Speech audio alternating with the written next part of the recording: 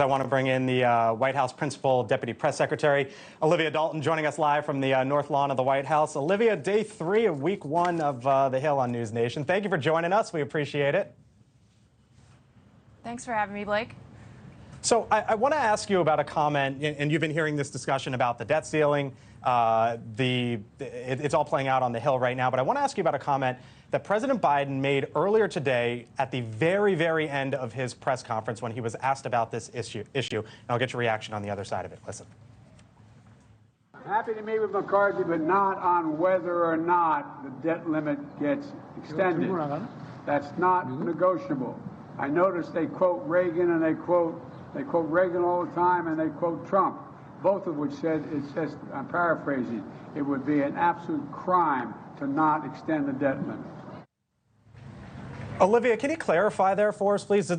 Is the president, does he actually have no intention to talk to Kevin McCarthy over this issue and negotiate? On the debt limit, let's be really clear. The Congress has a constitutional obligation to address the debt limit. That is literally the constitutional obligation of this Congress. This isn't about the debts that we may accrue in the future. This is about paying the bills that have accrued in the entire history of our country. And 40% of this debt, by the way, accrued under the prior administration. And so the president has said time and time again, he will not abide by a Congress, by a Speaker of the House, threatening to hold the full faith and credit of the United States hostage in order to exact a devastating economic toll on the backs of hardworking Americans. But he is more than willing, once we address this, to sit down, as he said today in the Rose Garden, and talk about a responsible path forward on the budget. But help me out here, because I think the average person would say, there are real consequences for the U.S. economy if there's not some sort of compromise. So why wouldn't the President of the United States sit down and meet or have a phone call with whatever it is, the Speaker of the House, to sort of figure this thing out? Isn't that just sort of a reasonable way to go about it? 78 times since 1960, under Democratic presidents and Republican presidents, the Congress has sat down and agreed to raise the debt ceiling and prevent default.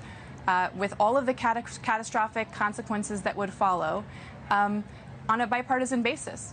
And this should not be a partisan issue. There should not be brinkmanship going on here. As you just laid out very clearly, there are enormous stakes for hardworking Americans, for jobs, for our economy, and it is entirely the constitutional obligation of Congress to address this.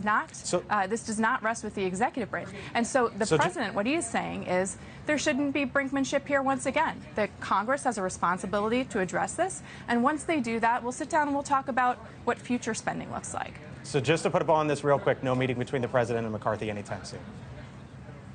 The president said in the Rose Garden this afternoon that he was prepared to sit down with Speaker McCarthy and talk about the budget, as administrations and leaders in Congress always do. What is not on the table is negotiating over the full faith and credit of the United States. There's too much at stake.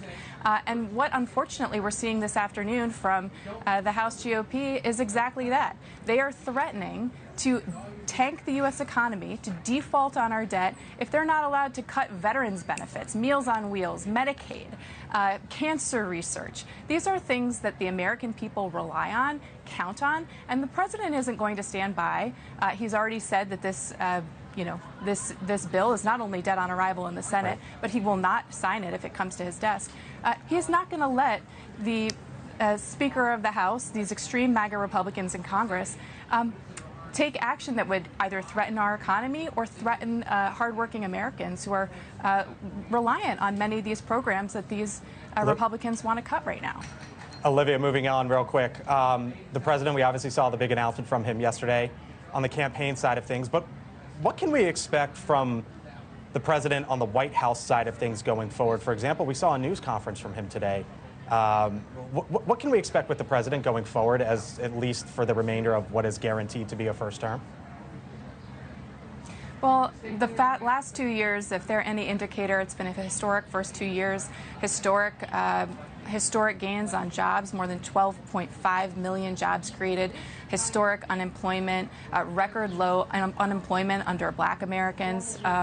We've had 20 million new small business starts, thousands of infrastructure projects underway as a result of the historic bipartisan infrastructure law, historic reshoring of manufacturing jobs, more than 800,000 manufacturing jobs already created, more than $435 billion in private sector investment generated in the United States as a result of the president's work to build an ecosystem where manufacturing is coming back to our shores. So this is historic progress. The president has fought extraordinarily hard over the last 2 years to make sure we're rebuilding an economy that works for everyone.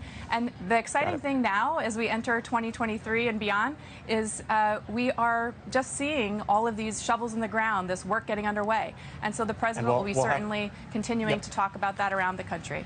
I'm sure you will. Olivia Dalton, we got to leave it there, Deputy Principal Secretary over at the White House. Thanks for watching. Go to newsnationnow.com to find NewsNation on your television provider. And don't forget to subscribe. Click the red button to get more of NewsNation's fact-driven, unbiased coverage.